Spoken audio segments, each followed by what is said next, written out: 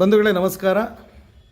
ಇವತ್ತು ಏನು ಕರ್ನಾಟಕ ರಾಜ್ಯ ರೈತ ಸಂಘ ಹಸಿರು ಸೇನೆ ಸಾಮೂಹಿಕ ನಾಯಕತ್ವದ ಅಡಿಯಲ್ಲಿ ಕೆಲಸ ಮಾಡ್ತಿದೆಯೋ ಅದರ ಒಂದು ರಾಜ್ಯ ಮಂಡಳಿಯ ಸದಸ್ಯರಾದಂತಹ ವಿಶೇಷವಾಗಿ ಚಾಮರಾಜನಗರ ಜಿಲ್ಲೆಯಲ್ಲಿ ತಮ್ಮದೇ ಆದ ಒಂದು ಛಾಪು ಮೂಡಿಸಿ ತಮ್ಮದೇ ಆದ ಒಂದು ಧಾಟಿನಲ್ಲಿ ಅಧಿಕಾರಿ ವರ್ಗವನ್ನು ಕಾರ್ಯಾಂಗವನ್ನು ಸದಾ ಎಚ್ಚರಿಸ್ತಾ ಬಂದಿರತಕ್ಕಂಥ ಹೊನ್ನೂರು ಪ್ರಕಾಶ್ ಅವರು ನಮ್ಮೊಂದಿಗಿದ್ದಾರೆ. ಸರ್ ನಮಸ್ಕಾರ.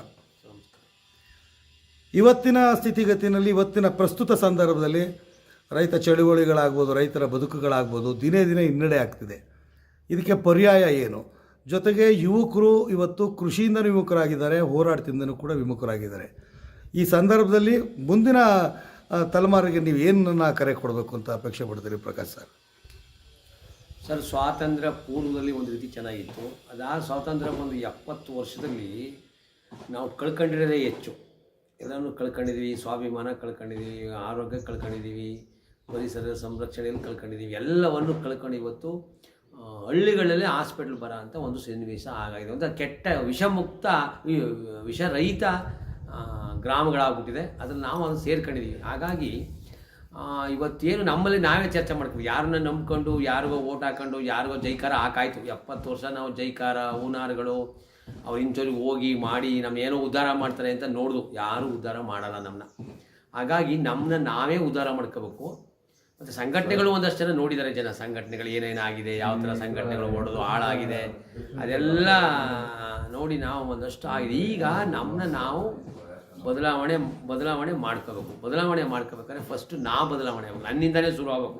ನಾನು ಬೇರೆಯವ್ರಿಗೆ ಬೆಟ್ಟು ತೋರಿಸೋದಲ್ಲ, ನನ್ನಿಂದಲೇ ಬದಲಾವಣೆ ಶುರುವಾದ ಮಾತ್ರ ಸಾಧ್ಯ ಹೊರತು ನಾನು ನಮ್ಮ ಮನೆ, ನಮ್ಮ ಗ್ರಾಮ ಆ ಥರ ಒಂದು ಬದಲಾವಣೆಗಳು ಹೋದರೆ ಇವತ್ತು ಮುಂದಿನ ಬೆಳವಣಿಗೆ, ಮುಂದಿನ ಮಕ್ಕಳಿಗೆ ನಾವು ಆಸ್ತಿ, ಈ ಸಂಸ್ಕೃತಿನ, ಈ ಈ ಭೂಮಿನ, ಈ ಪರಿಸರನ ಉಳಿಸ್ಬೇಕಾದ್ರೆ ಒಂದಷ್ಟು ಬದಲಾವಣೆನ ಮಾಡೋಕ್ಕಾಗ ನಾವೇ ಬದಲಾವಣೆ ಮುಖಾಂತರ ಹೋಗಬೇಕಾಗಿದೆ. ಯಾಕಂದರೆ ಹಿಂದೆ ನಮ್ಮ ತಾತ ಮುತ್ತಾತನ ಕಾಲದಲ್ಲಿ ಹಾಸ್ಪಿಟ್ಲ್ಗಳಿರಲಿಲ್ಲ, ಹೊರಗಡೆಯಿಂದ ಏನನ್ನೂ ತತ್ತಿರಲಿಲ್ಲ, ಆರೋಗ್ಯವಾಗಿದ್ದು, ಚೆನ್ನಾಗಿದ್ದು, ಬಾಂಧವ್ಯಗಳಿದ್ದು, ಹೆಣ್ಣು ಕೊಡ್ತಿರು, ತರ್ತಿರು, ಎಲ್ಲ ಸಂತೋಷವಾಗಿದ್ದರು. ಇವತ್ತು ದುಡ್ಡು ಸಾಕಾಗಷ್ಟಿದೆ, ಸಂತೋಷನ ಕಳ್ಕೊತಾ ಇದ್ದೀವಿ. ಹಾಗಾಗಿ ನಮ್ಮನ್ನ ನಾವು ಪ್ರಶ್ನೆ, ಯಾರನ್ನು ನಾವು ಇಲ್ಲಿ ದ್ವೇಷದ ಒಂದು ಕಡೆ ಹೋರಾಟ ಮಾಡೋ, ಧಿಕ್ಕಾರಕ್ಕೆ ಹೋಗೋ, ಸರ್ಕಾರ ಸರಿಯಿಲ್ಲ, ಅಧಿಕಾರಿ ಸರಿಯಿಲ್ಲ ಅಂತ ಕೇಳೋಣ. ಆದರೆ ನಾವು ಒಂದಷ್ಟು ನಮ್ಮ ಕೈಲೂ ಇದೆ, ಬದಲಾವಣೆನ ನಮ್ಮಿಂದನೇ ಸಿದೆ. ಯಾಕಂದರೆ ಇದೇ ಥರ ಫಾಸ್ಟಲ್ಲಿ ನೋಡಿದ್ರೆ ಇನ್ನು 15 ವರ್ಷದಲ್ಲಿ ನಮ್ಮ ಹತ್ರ ಭೂಮಿ ಇರಲ್ಲ. ಖಂಡಿತವಾಗಿ ಭೂಮಿನ ಉಳಿಸ್ಕೊಳ್ಳೋಕ್ಕಾಗಲ್ಲ.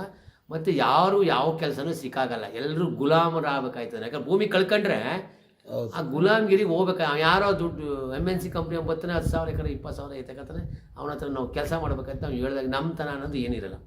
ಹಾಗಾಗಿ ಆ ಗುಲಾಮ್ಗಿರಿಗೆ ಹೋಗ್ಬೇಕಾಗುತ್ತೆ. ಆ ಗುಲಾಮ್ಗಿರಿಗೆ ಹೋಗಬಾರ್ದು ಅಂದರೆ ಇವತ್ತು ನಾವು ಒಂದು ನೈಸರ್ಗಿಕ ಕೃಷಿಗೆ ಹೋಗ್ಬೇಕು.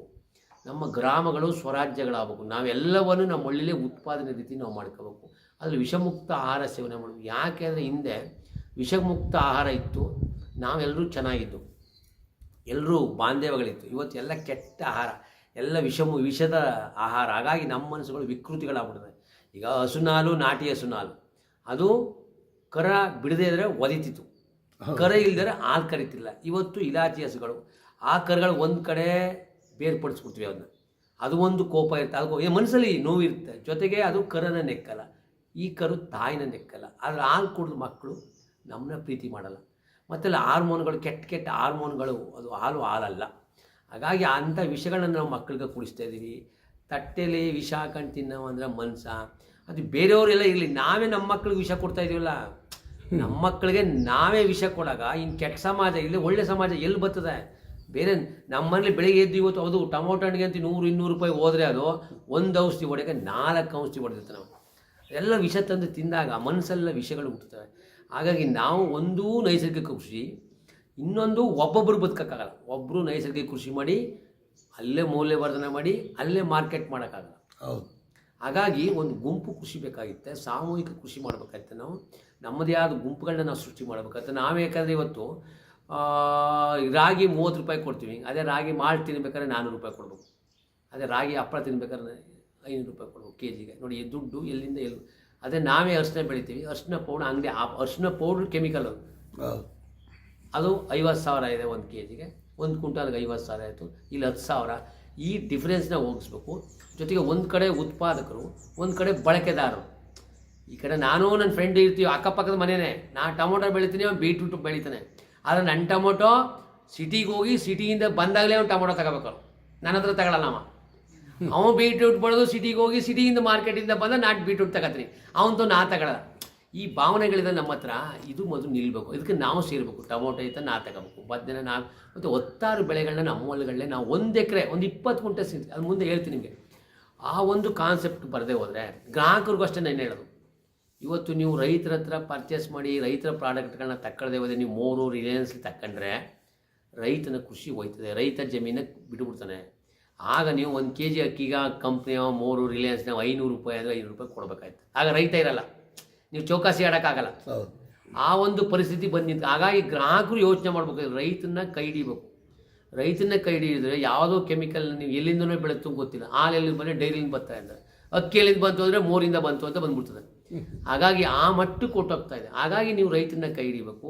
ಜೊತೆಗೆ ನಮ್ಮ ಮಕ್ಕಳನ್ನ ನಾವು ಯಾಕೆ ನಾವು ರೈತನಿಗೆ ಹೆಣ್ಣು ಕೊಡಲ್ಲ ಅಂದರೆ, ಇದು ವ್ಯವಸಾಯ ಕಷ್ಟ, ವ್ಯವಸಾಯ ಮಾಡೋಕ್ಕಾಗಲ್ಲ ಅಂತ ಒಂದು. ಯಾಕಂದರೆ ನಮ್ಮ ಈಗಿರೋರೇ ಒಬ್ಬೊಬ್ರು, ಈಗ ನಾವು ಎಲ್ಲರನ್ನೂ ಓದಕ್ಕೆ ಕಳಿಸ್ಬಿಟ್ಟು ನಮಗೆ ಲೇಬರ್ ಇಲ್ಲ ಅಂದರೆ ಲೇಬರ್ ಯಾರು ಬರ್ತಾರೆ? ಎಲ್ಲರ ಮಕ್ಕಳನ್ನೂ ಓದಕ್ಕೆ ಕಳಿಸ್ತಾರೆ. ಯಾರು ಕ್ವಶನ್ ಮಾಡಬೇಕು? ನಾವು ಎಲ್ಲರೂ ಓದಲೇಬೇಕು, ವ್ಯವಸಾಯನೂ ಮಾಡ್ಕೋಬೇಕು. ಯಾಕಂದರೆ ಬೆಂಗಳೂರು ನೋಡಿ, ಇವತ್ತು ನೀವು ಎಲ್ಲ ಮಾರ್ಕೆಟ್ಗಳಿಗೆ ಹೋಗಿ ಗರ್ಕೆ ಪುಡಿ ಎಷ್ಟಪ್ಪ ಅಂದರೆ 2,000 ರೂಪಾಯಿ. ಗರ್ಕೆ ಪುಡಿ ಮನೆ ಒಂದೇ ಚೆಲ್ಲಾಡ್ತದೆ. ದಾಸವಾಳ ಪುಡಿಗೆ 2,500. ಸೀಬೆ ಎಲೆ ಸಿಕ್ಕದೇ ಇಲ್ಲ, ಅರಳಿ ಎಲೆ, ಬೇವಿನ ಎಲೆ ಅಂತೂ ಕೇಳಂಗಿಲ್ಲ, ಸಿಕ್ಕಾಪಟ್ಟೆ ರೇಟು. ಬೇವಿನ ಎಣ್ಣೆಗೆ ಅಮೇರಿಕಾದಲ್ಲಿ ಸಿಕ್ಕಾಪಟ್ಟೆ ದುಡ್ಡು, ನಮಗೆ ಗೊತ್ತಿಲ್ಲ ಅದು. ಈ ಥರ ಬೇಕಾದಷ್ಟು ದುಡ್ಡಿದೆ. ಉಡ್ಯಾಶ್ ಅಂತ ಹೊಡೀರಿ ಅಮೆಝಾನಲ್ಲಿ, ಬೂದಿ ಕೌಡಂಗ ಅಂತ ಇಷ್ಟಾಗಲ್ಲ, ಕೌಡಂಗ 10 ರೂಪಾಯಿ. ನಾವು ಅದು ತಗೊಂಡು ಎಲ್ಲೋ ಎಷ್ಟು ಕೊಡ್ತೀವಿ. ಇದನ್ನು ನಾವು ಕಲಿಬೇಕು, ಇದನ್ನು ನಾವು ಮಾಡಬೇಕು. ಇದಕ್ಕೆ ಸಾಮೂಹಿಕ ನಾಯಕತ್ವ ರೈತ ಸಂಘ. ಒಂದು ಕಡೆ ನೈಸರ್ಗಿಕ ಕೃಷಿ, ನಮ್ಮ ಗ್ರಾಮ ಸ್ವರಾಜ್ಯ ಆಗಬೇಕು. ಎಲ್ಲವನ್ನು ನಾವು ಅಲ್ಲೇ ಉತ್ಪಾದನೆ ಮಾಡಬೇಕು. ಅಲ್ಲಿ ದುಡ್ಡಿದೆ, ಅಲ್ಲಿ ಆ ದುಡ್ಡು ಯಾರೋ ಬಂದು ಸ್ವಾಮಿ ಮೂರ್ನವ ಸಗಣಿ ಮಾರ್ತಾನೆ ಅಂದರೆ, ರಿಲಯನ್ಸ್ನವ ಸಗಣಿ ಮಾರ್ತಾನೆ ಅಂದರೆ ನೋಡಿ ಹೆಂಗೆ, ಬೂದಿ ಮಾರ್ತಾನೆ ಅಂದರೆ, ಅಮೆಝಾನ್ನವ ಬೂದಿ ಮಾರ್ತಾನೆ ಅಂದರೆ ನಾವು ಎಲ್ಲಿ ಎಡುತ್ತಾ ಇದ್ದೇವೋ.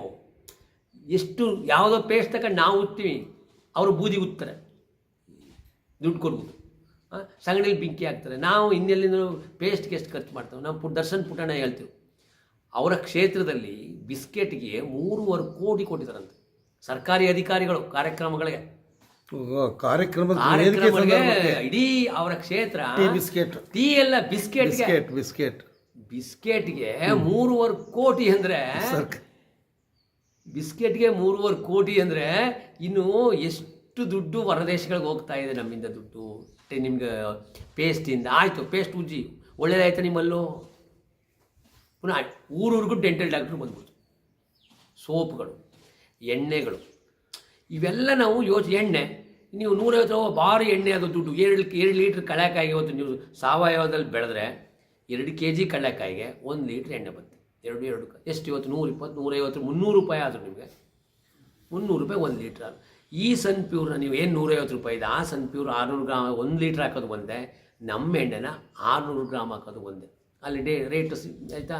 ಜೊತೆಗೆ ಆರೋಗ್ಯ, ಗುಣಮಟ್ಟದ ಆರೋಗ್ಯ. ಅದನ್ನು ನಾವು ಮಾಡಿದಾಗ, ಅದನ್ನು ಗ್ರಾಹಕರು ತಿಳಿಸಿದಾಗ ಖಂಡಿತವಾಗಿ. ಆಮೇಲೆ ಎಲ್ಲಿಂದ ಬರ್ತದೆ? ನಮ್ಮ ದೇಶದಲ್ಲಿ ಅಷ್ಟು ಎಣ್ಣೆ ಕಾಳನ್ನೇ ಬೆಳೆಯಲ್ವಲ್ಲ.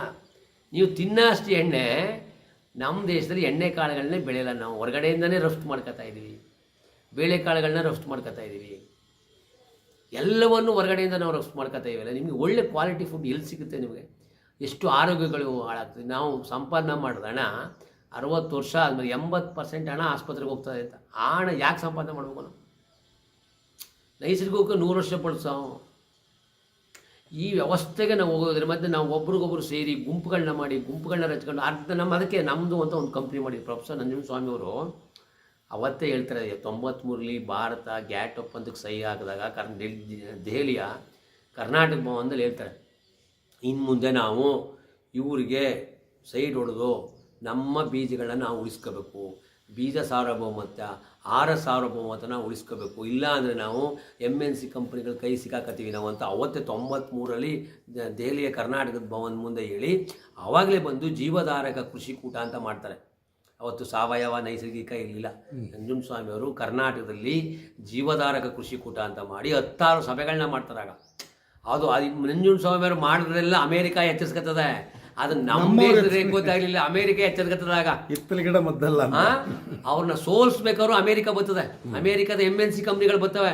ನಮ್ಮ ರೈತರಿಗಾಗ ಅರ್ಥ ಆಗಲಿಲ್ಲ, ಆಗಲಿ ನಮ್ಮದು ಅಂತ ಮಾಡ್ತಾರೆ ಅವರು. ಯಾಕೆ ಫೇಲ್ ಆಯ್ತಿದ್ದಾನೆ ರೈತ, ಎಲ್ಲಿ ಆ ಸಾವುಗಳು ಬರ್ತವೆ, ಮಾರ್ಕೆಟ್ ಹಿಡಿಬೇಕು, ಯಾಕಂದರೆ ಮಾರ್ಕೆಟ್ ನಮ್ಮ ಕೈ ತಗೋಬೇಕು ಅಂತ ನಮ್ಮದು ಅಂತ ಮಾಡ್ತಾರೆ.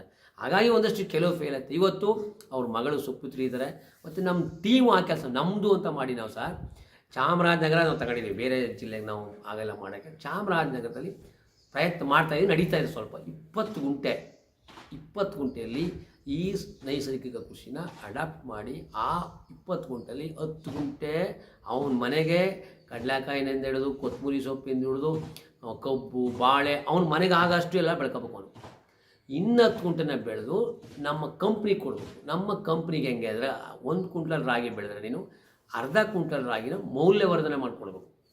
ಮೌಲ್ಯವರ್ಧನೆ ನೀನು ಒಬ್ಬನ ಕೈಲಿ ಮಾಡೋಕ್ಕಾಗಲ್ಲ. ನಾವು 5 ಜನ 10 ಜನ ಸೇರಿಸಿರ್ತೀವಲ್ಲ, ಅಲ್ಲಿ ಒಂದು ಗುಂಪುಗಳನ್ನ ಮಾಡಿರ್ತೀವಿ. ಮಹಿಳೆ 10 ಜನ 20 ಜನ ಹೋಬಳಿ ಲೆವೆಲಲ್ಲಿ ಒಂದು ಗುಂಪುಗಳನ್ನ ಮಾಡಿ ಸಣ್ಣ ಸಣ್ಣ ಮಿಷಿನ್ಗಳನ್ನ ಕೊಟ್ಟು ಅವರಿಗೆ ಅಲ್ಲಿ ಗುಡಿ ಕೈಗಾರಿಕೆ ಮಾಡಿ ಅಲ್ಲಿ ಏನೇ ಬೆಳೆದ್ರು ಅದು ಆ ಪ್ರದೇಶದಲ್ಲಿ ಏನು ಸಿಕ್ಕುತ್ತೆ ಅದನ್ನು ವ್ಯಾಲ್ಯೂ ಅಡಿಷನ್ ಮಾಡಿ ನಮ್ಮದು ಕಂಪ್ನಿಗೆ ಕೊಡಬೇಕು. ನಮ್ಮದು ಕಂಪ್ನಿ ಎಂದು ಬಂದಾಗ KMF ಏನು ಹಾಲು ತಗೊಂಡೋಗುತ್ತೆ ಆ ಥರ ಒಂದು ನಾವು ಗಾಡಿ ಮಾಡಿರ್ತೀವಿ, ಆ ಹೋಬಳಿ ಕೇಂದ್ರಗಳು ಇಟ್ಬಿಟ್ರು ಸಾಕು ಅವರು, ಅಲ್ಲಿ ನಾವು ತಗೊಂಡು ಬರ್ತದೆ. ಜೊತೆಗೆ ಅಲ್ಲಿ ಬೇಕಾದ ಪ್ರಾಡಕ್ಟ್ ಅಲ್ಲೇ ತಿನ್ಬೋದು ಅವರು.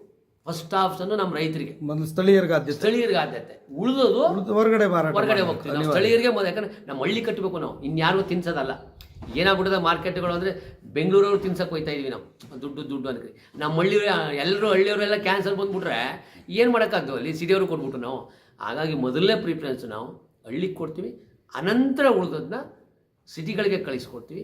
ಈ ಒಂದು ಕಾನ್ಸೆಪ್ಟ್. ಯಾಕಂದರೆ ನೀನು 10 ಎಕರೆ ಜಮೀನು ಅದೇ ಕೊತ್ತಂಬರಿ ಸೊಪ್ಪು ಎಲ್ಲಿಗೆ ಹೋದಯಪ್ಪ ಅಂದರೆ ಮಾರ್ಕೆಟ್ಗೆ ಹೋಗ್ತೀನಿ ಅಂತಾನೆ. 10 ಎಕರೆ ಜಮೀನು ಅದ ನನ್ನ ಹತ್ರ, ಎಲ್ಲಿ ನೀನು ಕೊತ್ತಂಬರಿ ಸೊಪ್ಪು ಮೂಲಂಗಿ ಎಲ್ಲಿ ತಗೊಂಡ್ರೆ ಮಾರ್ಕೆಟ್. ನೋಡಿ ಈ ಹಂಗೆ ರೈತನ ಉದಾರ ಆದವು, ದೇವ್ರು ಕೊಟ್ಟನ ನಮಗೆ.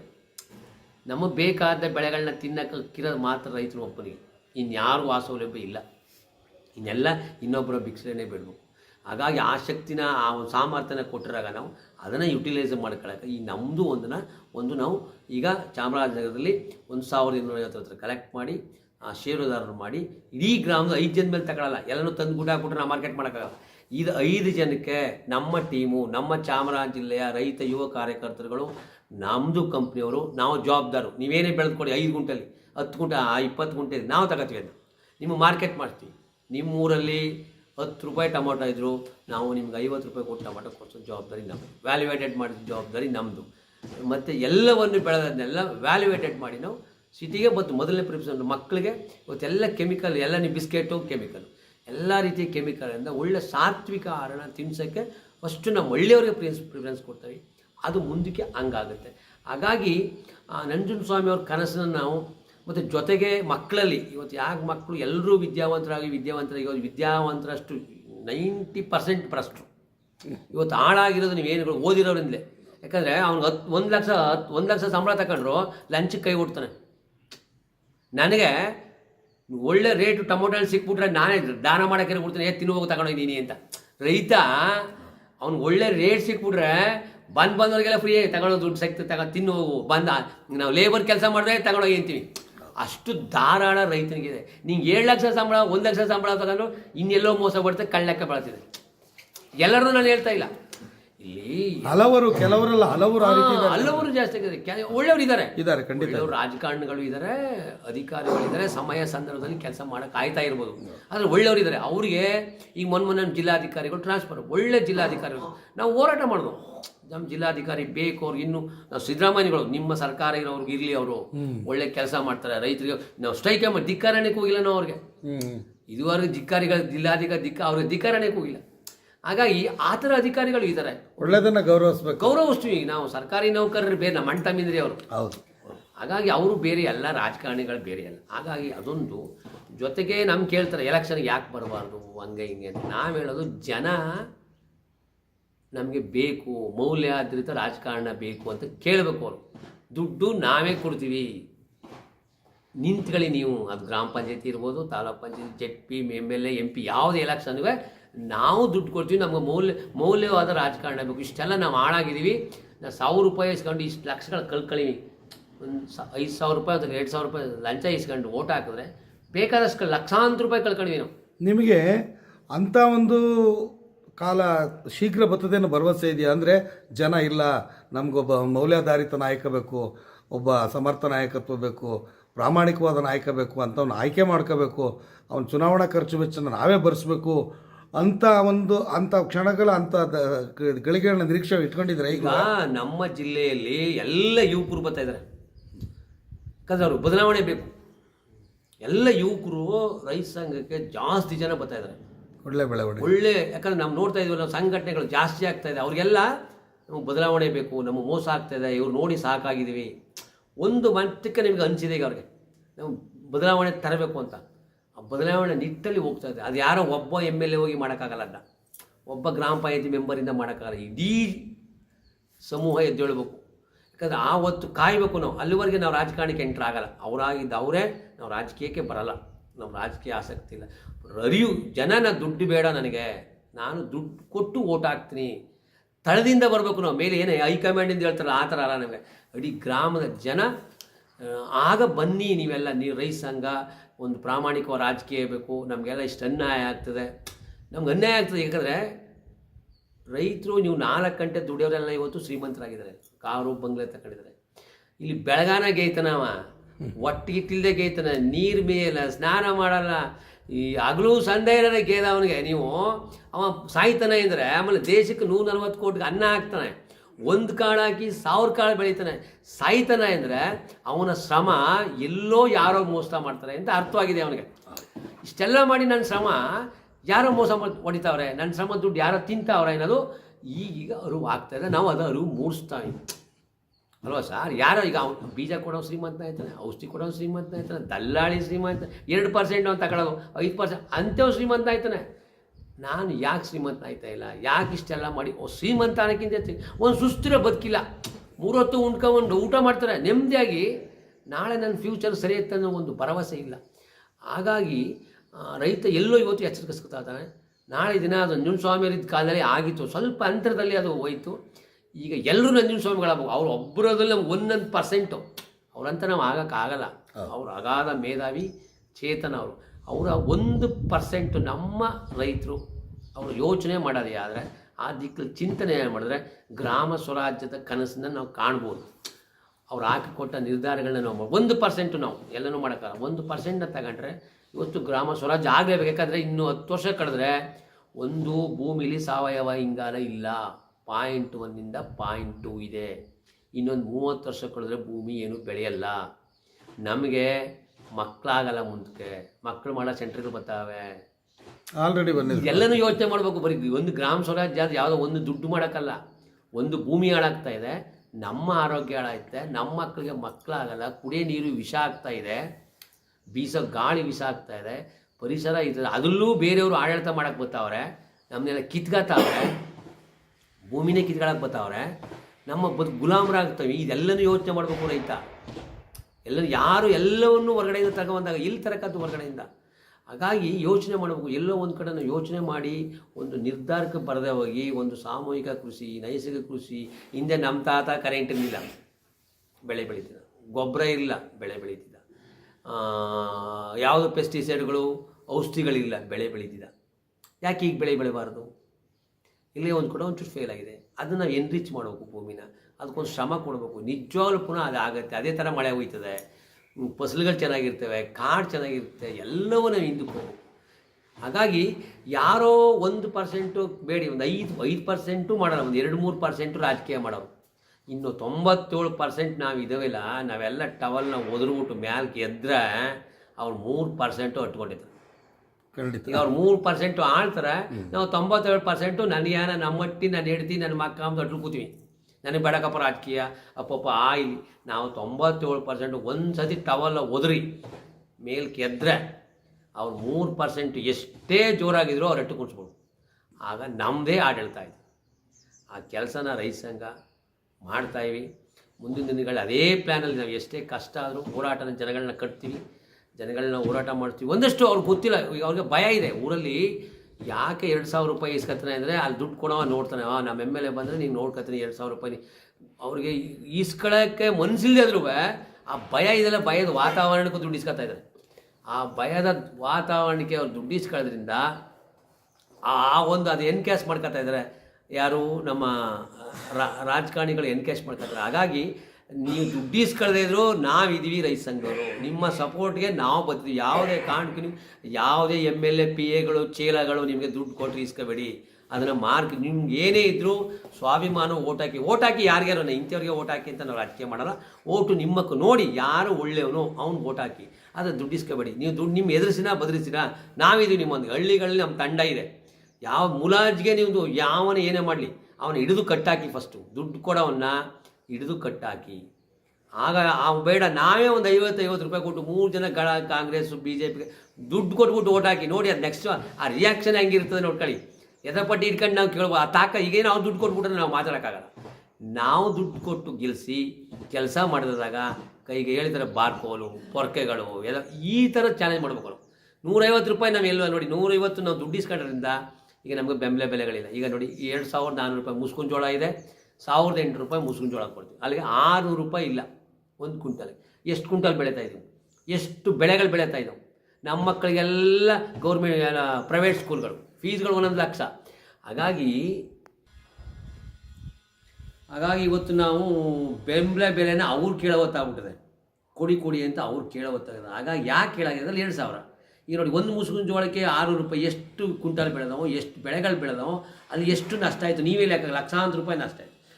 ಇವತ್ತು ನಮ್ಮ ಮಕ್ಕಳಿಗೆ ಒಳ್ಳೆ ಸ್ಕೂಲ್ ಇಲ್ಲ, ಪ್ರೈವೇಟ್ ಸ್ಕೂಲ್ಗಳಾಗ್ತಾಯಿದ್ದೀವಿ.